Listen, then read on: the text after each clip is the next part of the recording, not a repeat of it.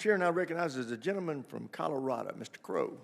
Thank you, Mr. Chairman. Thank you, Chairman Kane, Secretary Hegseth, and Mrs. McDonald. You're doing a great job today, Mrs. McDonald.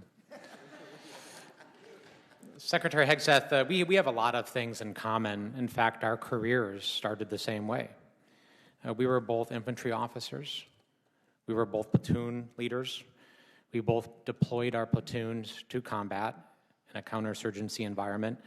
There are very few better leadership training grounds than that experience, and it's that experience that I want to transport us back into time, back to Lieutenant Hegseth and Lieutenant Crow.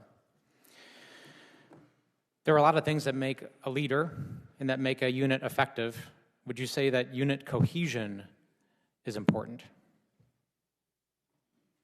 Unit cohesion, amongst many, is very important, yes, sir. It's an important element. And part of that is making sure that all members of your unit felt included in that team, correct? Far more important that every member of that unit felt capable to do the mission and united in that mission. But that they were included and felt part of the team as well.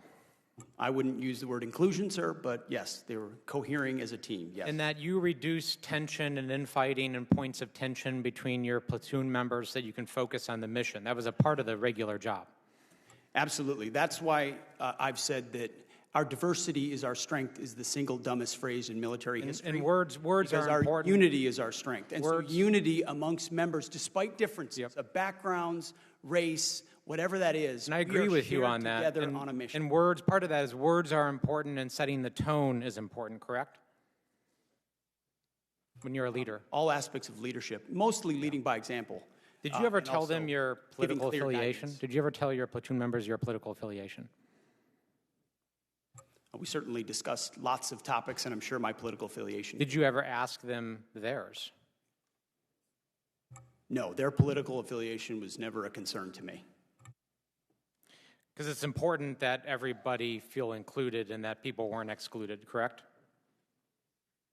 That would be antithetical to leadership. I'm sure my platoon contained Republicans, Democrats, and Independents, and I had no idea what their affiliation was. Okay, that was actually my next question, so I appreciate you answering that. You led your unit in a counterinsurgency environment, and you interacted with civilians, correct? Interacted with members of the civilian population, sure. Yeah. And you were, in fact, a COIN instructor, a counterinsurgency instructor, correct? In Afghanistan in 2011 and 2012, I was the senior counterinsurgency instructor. And you signed off on a manual. There's actually a counterinsurgency manual that you signed off on and helped create. And your name's on that manual, correct? We were a part of creating a lot of content at the COIN Academy, yes. Do you remember this portion of the manual? It says, if you've killed 2 innocents, you've set yourself back more than you've moved forward. Do you still agree with that? I would have to take a look at the manual, but obviously no one in warfare is seeking to kill innocents. Okay. Because it's important to show why we're different from the enemy.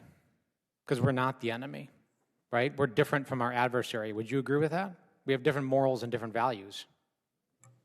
We are not the enemy, sir. We have different morals and we have different values than the enemy. We have a code, a uniform code of military justice. So the answer to that is yes. Formations that you're not trying to compare us to Al-Qaeda and ISIS, are you? We're different.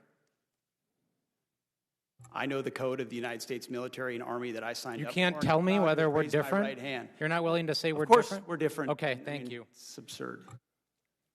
That's why I'm trying to reconcile the fact that we learned many of the same lessons as platoon leaders about unit cohesion, making sure that people were included, that we didn't ask people's political affiliation, that we interacted respectfully with civilian populations, that what a leader says matters, that the tone you set matters, that we are not the enemy, that we are different from them, we lead differently, we have different morals. How can I reconcile that experience and those lessons learned from Lieutenant Hegseth to now Secretary Hegseth, where you say things like what you just saw here, making us equivalent on the same standards as our adversaries, doing the same things that ISIS and Al-Qaeda would do? How can you possibly reconcile that? I can't.